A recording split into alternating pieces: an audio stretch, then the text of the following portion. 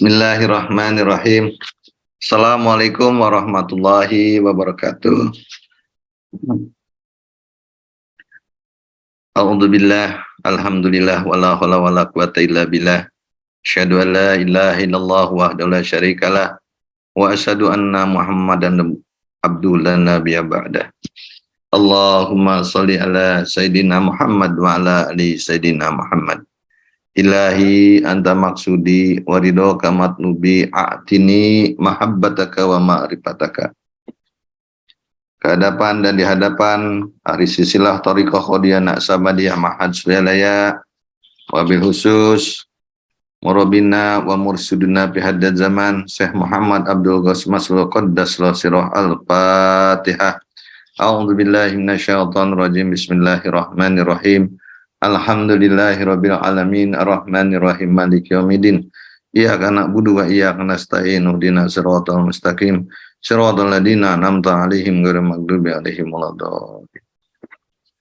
Yang saya hormati, yang saya muliakan, Mukarramun hadir lalu istiqomah bersama kita staf ahli Pangesabah itu Wakil Talkin Pak Kiai Nur Fahim. Juga hadir di sini Abuya Tata Masta, hadir juga para asatidjah, ikhwan akhwat, para pecinta kesucian jiwa, wabil khusus yang saya hormati, penggagas dan organizer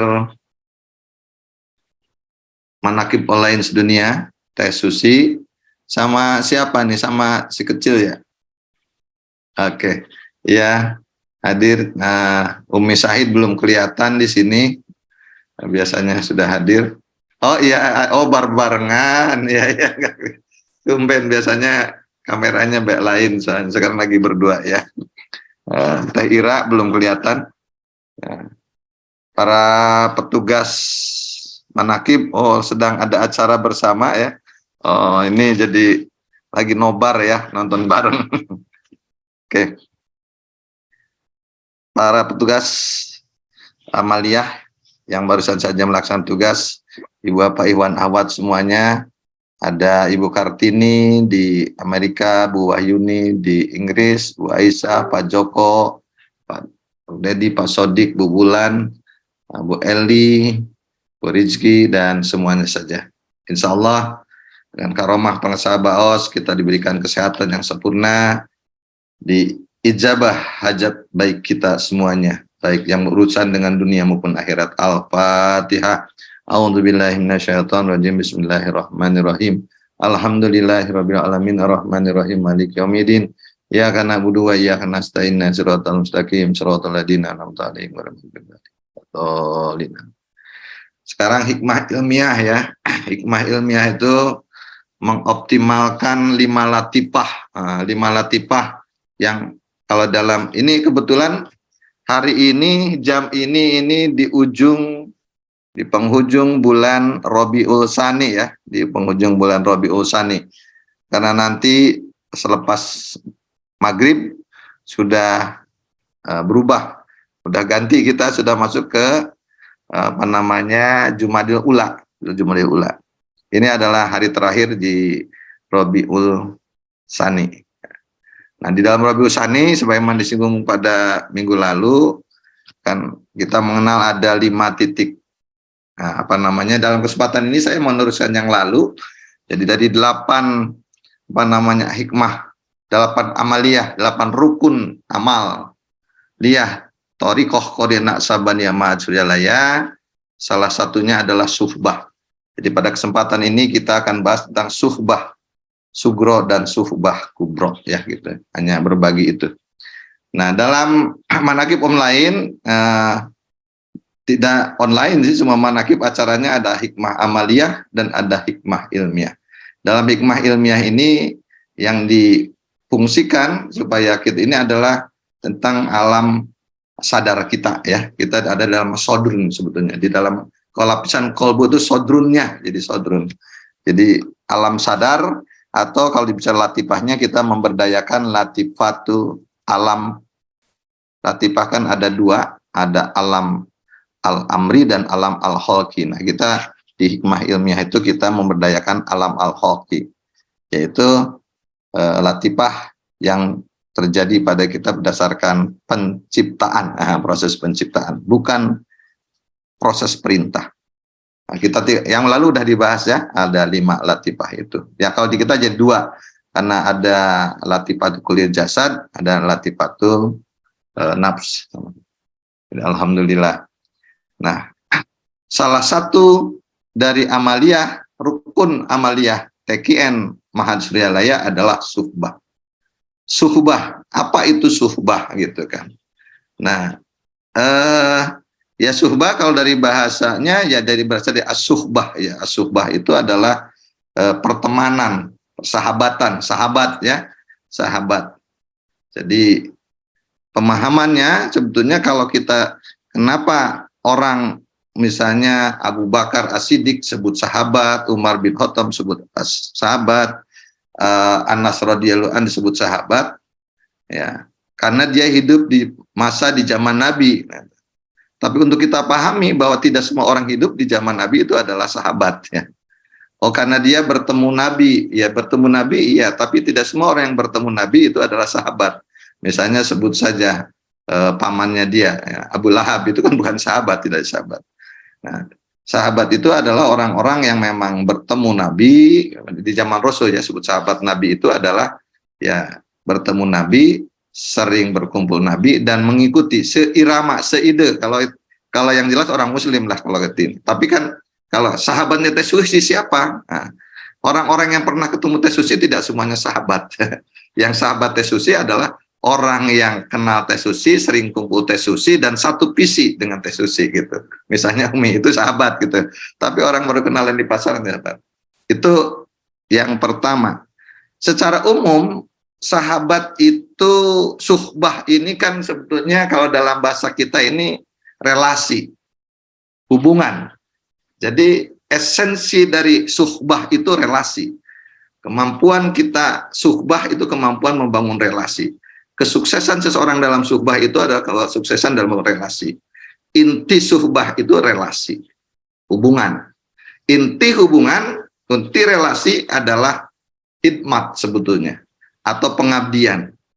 Inti pengabdian adalah kebermanfaatan. Nah, jadi sebetulnya jadi ada kaitannya kebermanfaatan.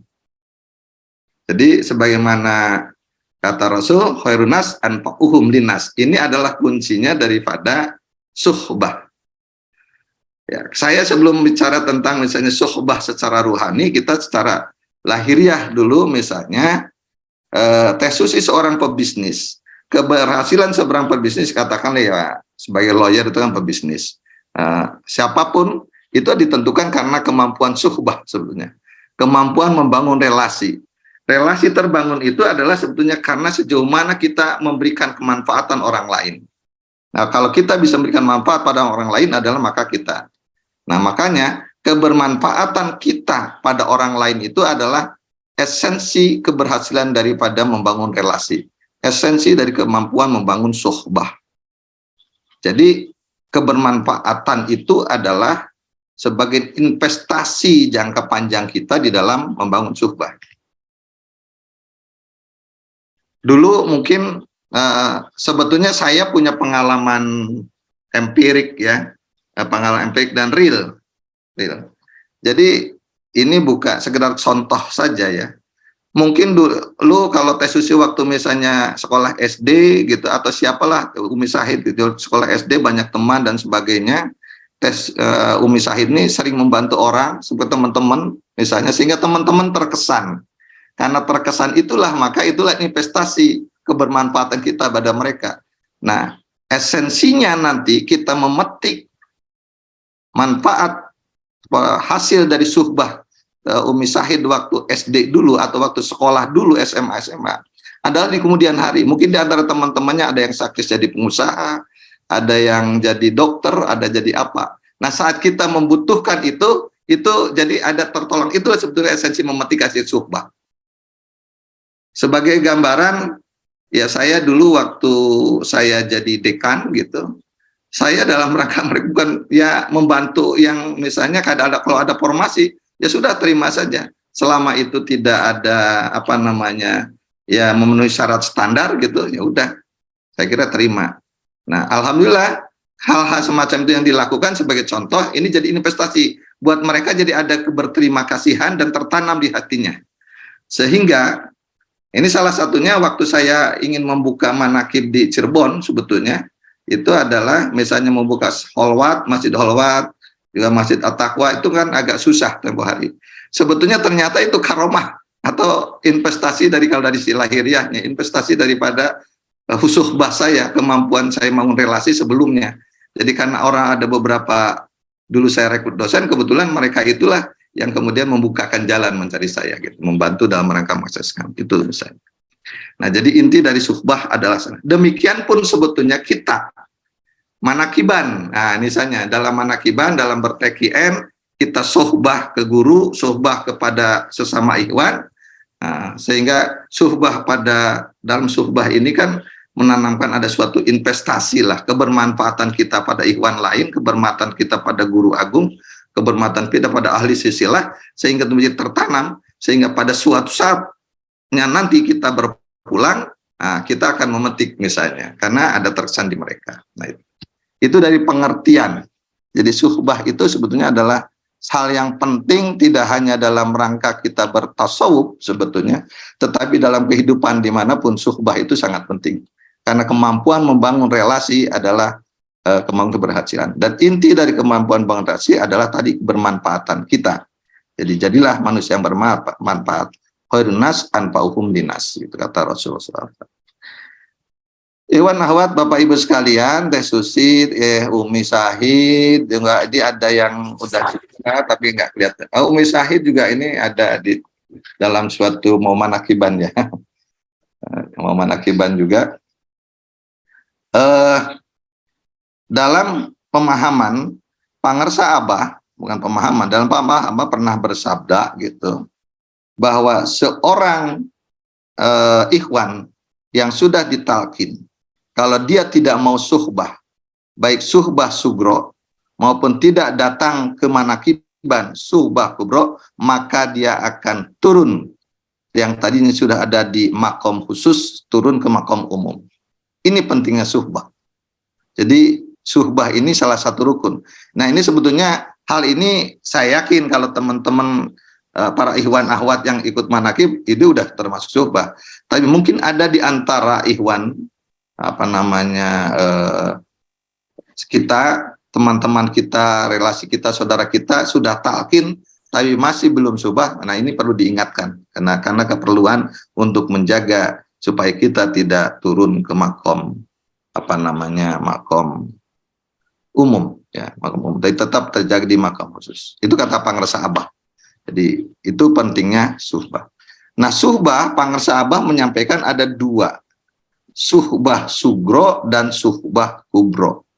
Yang ini sering dikatakan suhbah sugro itu adalah suhbah kita datang ke sirna rasa, suhbah kita bertemu. Suhbah itu kan intinya kan berkumpul ya, pertemanan, pergaulan, gaul lah gitu. Orang gaul itu adalah orang yang suhbah sebetulnya, itu bahasa lainnya kita gitu. Ya, jadi datang ke sana suhbah sugro. Jadi, sedangkan kita ketemu dengan ikhwan, ketemu dengan seluruh para ahli silsilah di dalam forum manakiban, itu disebut suhbah kubro. Kenapa?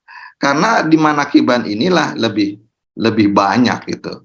Apa yang kita temui, yang kita gauli, pergauli, yang kita bangun persahabat relasi di dalam manakib kan lebih banyak. Baik misalnya, yang manakib online juga sebetulnya ini sama mengambil. Cuma persoalannya tadi yang harus dikembangkan itu, kalau menurut saya dalam manakib online juga supaya terjadi relasi, terjadi suhbah, harus saling mengenal. Nah, ini kalau tidak ya hanya segini-gini saja gitu sebetulnya. Nah, ini bagaimana caranya? Yaitu mungkin salah satunya supaya saling kenal kan kita harus tahu. Nah, mungkin di dalam manakiban itu, manakib online khususnya ya, itu saya juga pernah ikut di MOI juga hampir sama kayak di MOI. Dalam manakib itu semua off kamera gitu, off cam gitu. Nah, mungkin off cam itu benar tepat kalau menurut saya di dalam amaliyah, hikmah amaliyah itu off cam. Karena di situ memprioritaskan, menginikan apa namanya, potensi latifatu alam al-amri gitu ya, fil amri gitu. Sedangkan di dalam hikmah ilmiah minimal ini harusnya on cam harusnya kalau menurut saya supaya saling kenal. Kalau enggak ya nanti hanya ini adalah dibangun dalam manakib ini adalah hanya udah yang sudah terjaring secara offline sebelumnya gitu. Relasi yang terbangun sebelumnya secara offline gitu ya. Tidak ada penambahan pengembangan relasi di dalam dari hikmah manakiban itu sendiri. Nah itu kalau dalam kajian saya sebagaimana yang lalu dikatakan. Dan ini hikmah. Untuk apa kita suhbah?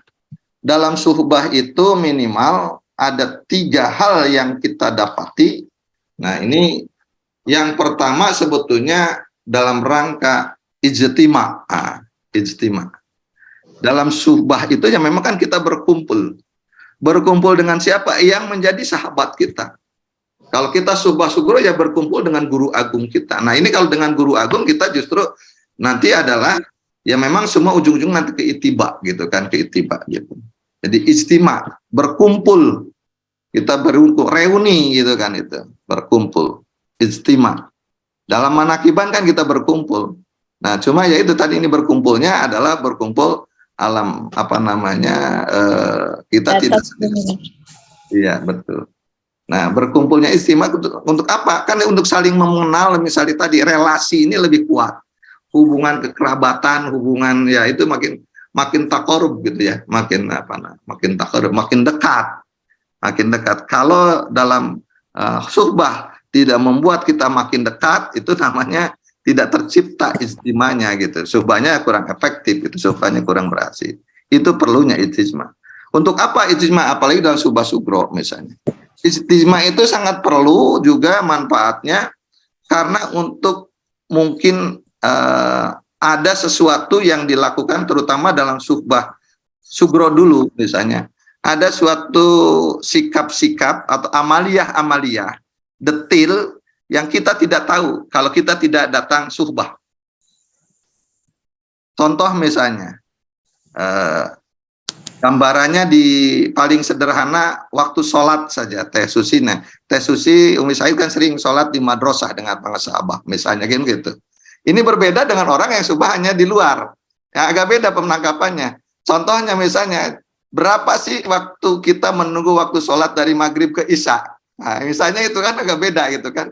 Tapi dengan itu kan para sahabat tidak pernah menyampaikan, tidak pernah ada maklumat bahwa waktu isya itu jam sekian. Waktu misalnya waktu maghrib itu jam sekian.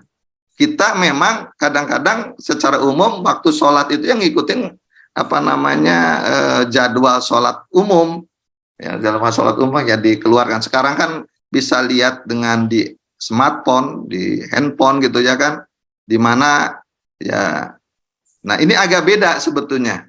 Amaliyah yang dilakukan tentang waktu sholat, apa yang ditulis di dalam umum gitu dengan yang kita lakukan agak beda. Nah, bedanya di mana? Terutama adalah misalnya tentang waktu sholat isyraq kalau isyraq dan tentang waktu sholat isya. Terutama itu yang agak beda. Yang agak beda, agak jauh lah gitu maksudnya. Agak beda. Kenapa? Karena ini sebetulnya dasarnya sama. Sama-sama di umum juga adalah dasar sholat itu, waktu sholat itu adalah menggunakan kalender Syamsiah. Yaitu tentang kalender matahari. Kalender matahari, misalnya kapan subuh? Waktu subuh itu adalah mulai, apa namanya, kalau kalender matahari itu kan mulai terbit fajar sampai dengan misalnya matahari terbit gitu kan. Tapi jamnya ini kalau terbit fajar hampir sama. Baik kita yang lakukan walaupun, atau misalnya nah, yang agak beda itu waktu tentang terbit matahari, tentang syuruk gitu kan. Kita melakukan beda. Atau paling sederhananya maghrib lah. Dan isya. Coba kalau lihat kita kalender, coba Bapak Ibu amati, kalau secara umum, waktu maghrib, waktu isya itu kira-kira 1 jam lebih 10 menit atau 13 menit. Waktu isya itu adalah 1 jam plus 10 menit dari waktu maghrib. 10-13. Tapi kalau kita suhbah, kita mendapati tidak begitu. Nah, misalnya. Tapi kita dapati waktu sholat maghrib isya itu adalah maghrib sampai dengan kurang lebih namanya 50 menit lah setelah maghrib gitu ya. Jadi bahkan majunya kita 20 menitan. Jadi kurang lebih seperti itu. Karena kenapa? Karena ada kaul jadid dan ada kaul jadidnya dari Imam Syafi'i, bahkan sebetulnya waktu maghrib itu hanya 3 rakaat sholat fardu ditambah 2 sunat. Setelah itu sudah masuk sholat isya sebetulnya. Nah itu misalnya kelebihan kenapa kita perlu ijtima, kita perlu ketemu. Nah, kalau di dalam manakiban ya minimal kan kita ada ihwan yang pernah misalnya suhbah ke sugro sehingga kemudian melakukan amaliyah. Contoh yang terakhir kita ada maklumat tentang baca apa surat apa saya lupa suratnya itu ayat 19 yang Allahul latifu bi ibadihi masyawaqu qabiyul aziz. Nah itu kan itu. Nah itu kan ada yang melakukan dan ada yang enggak. Ada yang melakukan, ada yang enggak setelah sholat itu. Ya nggak apa-apa itu maklumat pengetahuan karena sebetulnya dalam maklumatnya kan barang siapa yang masih membutuhkan ya gitu. Jadi mungkin orang yang tidak mengamalkan yang tidak membutuhkan gitu dan sebagainya. Itu perlunya istimewa. Yang kedua dalam surbah itu adalah karena untuk istimewa itu untuk mendengar nasihat-nasihat pangersa abah. Misalnya kalau Sukma Cugro atau ada kalam-kalam pangersa abah yang baru dan sebagainya. Nah kalau dalam manakiban kan juga sama dari wakil talqin atau dari ikhwan yang sering subah sugro kemudian dibawa dalam manakiban sehingga terinformasikan dan kita tidak ketinggalan. Walaupun sekarang sih alhamdulillah tentang istimewa ini kan terbantu dengan apa namanya media sosial gitu ya gitu saat zaman sekarang. Dan yang ketiga yang paling penting adalah itiba, rangka itiba. Itiba itu mengikuti. Nah ini bagaimana Allah berfirman dalam surat An-Nisa ayat 59, atiullah wa ati rasul wa ulil amri minkum. Jadi patuhilah, ikutilah Allah, ikutilah Rasul, ikutilah para pemimpin di antara kalian gitu kan gitu. Jadi untuk apa kita melakukan subah dalam rangka kita untuk beritiba, mengikuti apa? Mengikuti amaliyah yang dilakukan oleh guru agung, oleh Rasul. Rasul itu pembawa risalah. Pembawa risalah itu sampai sekarang masih ada. Pembawa risalah itu ada nabi, ada yang pembawa risalah wali Allah. Jadi gitu pembawa risalah. Risalah itu doa orang tua enggak? Jadi itu. Jadi dalam rangka itiba ikuti amaliyahnya supaya kita tidak keliru. Banyak sebetulnya karena contoh bagaimana cara sholat sedekah misalnya, cara sholat berdiri, bagaimana cara sujud, bagaimana cara suku, itu kan diperoleh itu semua karena suhbah. Nah, ada melihat di dalam ijtima, lalu kemudian kita mendengar penjelasan dan kemudian kita ikuti. Ikut ini banyak, tidak hanya amaliyah tetapi perilaku, bagaimana tata cara pangersa abah misalnya menyambut tamu, bagaimana tata cara abah makan kalau ada, bagaimana tata cara abah berwudu, tidak hanya dalam rangka melakukan amaliyah dalam thoriqoh semata. Saya kira sehingga dengan demikian itulah pentingnya kita suhbah. Suhbah ini sebagai salah satu rukun dalam thoriqoh Qur'anak Samadiyah Mansuryalaya, maka wajib dilakukan. Tapi suhbah ini esensinya adalah kemampuan kita membangun relasi, membangun persahabatan dengan siapa? Persahabatan dengan para ahli silsilah, persahabatan bersama para ikhwan, sehingga nanti di kemudian hari kita bisa memetik hasilnya dengan catatan dalam bersuhbah kita itu kita harus punya jiwa berkhidmat. Punya jiwa bahwa kita harus menjadi orang yang punya nilai manfaat buat orang lain. Khairun nas anfa'uhum dinas. Saya kira itu semoga dengan berkah karomah pangersa Baos kita diberikan kekuatan untuk mampu terus mengamalkan, melaksanakan, mengamankan dan melestarikan ajaran dan amaliyah thoriqoh Qur'anak Samadiyah Mansuryalaya. Al-Fatihah. A'udzubillahi minasyaitonirrajim. Bismillahirrahmanirrahim. Alhamdulillahirabbil alamin arrahmanirrahim maliki yaumiddin. Iyyaka na'budu wa iyyaka nasta'in ihdinas siratal mustaqim. Shiratal ladzina an'amta 'alaihim ghairil maghdubi 'alaihim waladdallin. Assalamualaikum warahmatullahi wabarakatuh.